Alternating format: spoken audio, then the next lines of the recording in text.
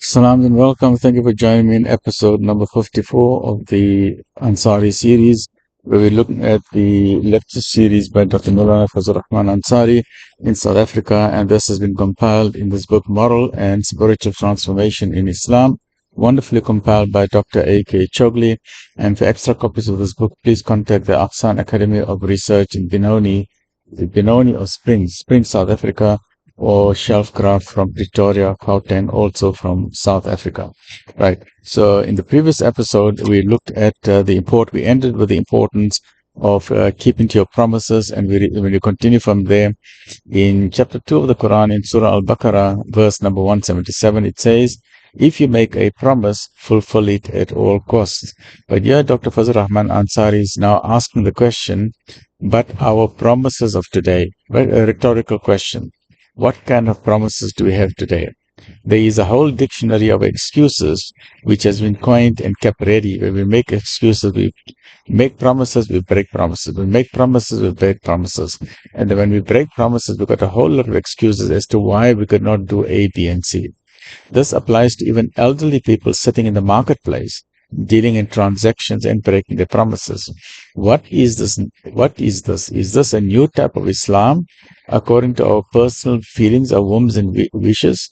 And the verse then continues, those who stick to perseverance and patience when in hardship and in loss. So this whole concept of keeping to promises and now he makes also reference to the marketplace, that even in the business environment, business people, they make promises, they break promises. You order some goods from a supplier, and you need that goods urgently. You say, please, by tomorrow I must have it. That guy promised, yes, no, I'll get it to you 100% tomorrow morning. When the time you open your door, the goods will be there. Tomorrow morning you find the goods are not there. Meanwhile, you need to deliver it somewhere else. You're waiting the whole day, you're waiting 3-4 days, and the goods are still not there. It's affecting your business. And then the other worst thing is there's no communication. Meanwhile, you could have contacted another supplier. So in terms of business, people want business, so they will give you false promises because they don't want to lose the business. So what Islam is telling us that, be honest in your business dealings. If you make a promise on certain things, then keep to that promise.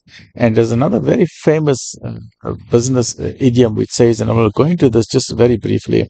And all of us, many of us, or if you're a business leader and if you're watching this, and if you know that we are dealing in business, or we need to understand how to satisfy our customer. And one of the main things in which to satisfy our customer is a concept known as under promise, over deliver. What does that mean? So for customer satisfaction, please remember this phrase. If you are in business, then please remember this phrase.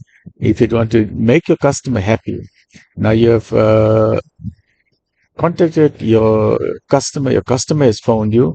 Let us say the customer wants whatever it is, 1,000 bricks or 10,000 bricks, right? For example, let's look at hardware. Customer wants 10,000 bricks, and the customer wants it at a certain time. Or you're a tailor, and the tailor says, or you got a wedding dress, and you go to the tailor or the fashion designer, and you've ordered your wedding dress. And the lady wants to know, when can this wedding dress be delivered? So if the lady gives you a deadline, I'm just giving an example. Let's say the lady says, look, I want it in 4 weeks' time. But you as a supplier, you must know in your head, she's asking for 4 weeks' time. But you know that on your side, maybe there's be some delays, whatever reason. So you tell that person, you know what? No, it won't be ready for us. I can give it to you in 6 weeks' time. And that person argues, but you know that person is saying 6 weeks, but she's still got another month left for a wedding. So you tell her, you know what? Give me 6 weeks. I'll get it to you done in 6 weeks' time. That means you are under promising. You're telling her, you know what? I'll give it to you in 6 weeks' time. But so that person is now waiting for the wedding dress in 6 weeks' time. But what you do, you deliver it in 5 weeks. That means you over deliver. You deliver it in 5 weeks. You give it sooner than what the person expects, right? You give it sooner than what the person expects. In this way, you've kept your promise, and the customer is so happy. Say, oh, you delivered it a week earlier. You said yes, but meanwhile, you gave yourself a 1 week break. So if someone says, you must never promise, I'm going to give it to you definitely tomorrow, definitely. The Quran tells us, even if you want to do something tomorrow, say inshallah. But don't say inshallah, because some people use the word inshallah as a pretend to say, yeah, you know what, whatever Allah will, whatever Allah. But you know, you're not sincere in delivering that. It's, yeah, inshallah, inshallah, inshallah. Don't worry, inshallah, inshallah. You must not use inshallah as a frivolous term. It's a very serious term, right? But we don't know what happens tomorrow. So if the customer wants something tomorrow, and if you know that you can't deliver it tomorrow, then be honest with that customer. Say, you know what, my factory is so full. I cannot deliver it for you tomorrow. Rather, contact someone else. Contact someone else, because if you really need it so urgently, contact someone else and they will deliver it for you tomorrow. And then you tell them, look, but if you can't find anyone else, phone me again. Instead of tomorrow, I can deliver it for you by Friday. By the end of the week, inshallah, I'll get it to you by the end of the week. But tomorrow is out of the question. Now you're giving the customer a choice.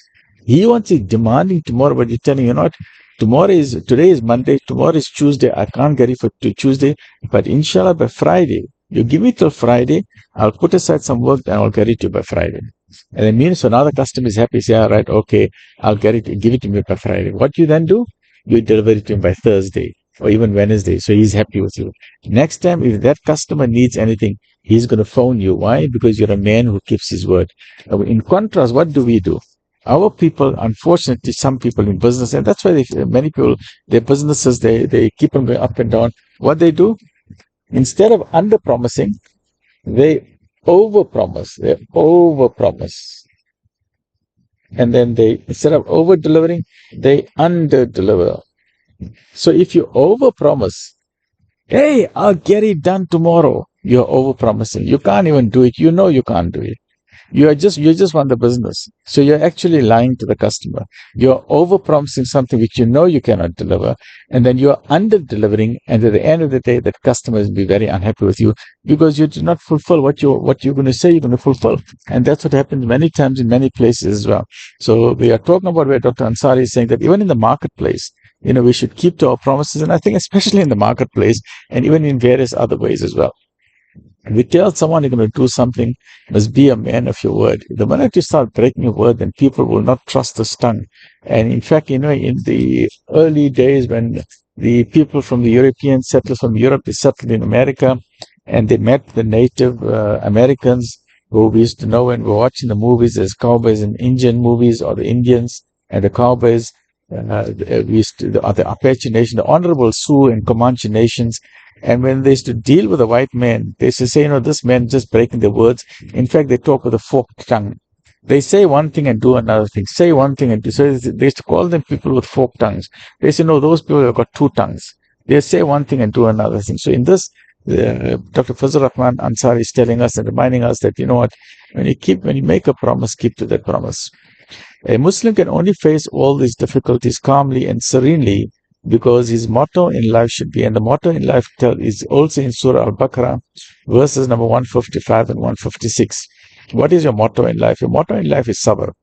Because the Quran tells us, Allah subhanahu wa ta'ala tells us, give good tidings to the sabirin. That means give good news to those who are patient. Those people who have sabr, give good news to them. So that must be the motto of a Muslim, to be stoic in the face of hardships. And I know sometimes it's difficult. You know, sometimes we lose our cool, and sometimes we lose our equanimity, our calmness.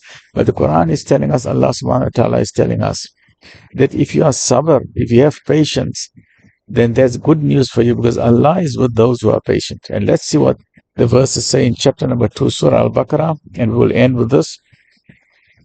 And give glad tidings to the sabirin, to those who cultivate and practice sabr, who, when a calamity befalls them, they say, everything belongs to Allah, and to Him we must return. Inna lillahi wa inna ilayhi raji'un. Stay well, look after yourself. Alhamdulillahi Rabbil Alameen. Amin ya Rabbil Alameen.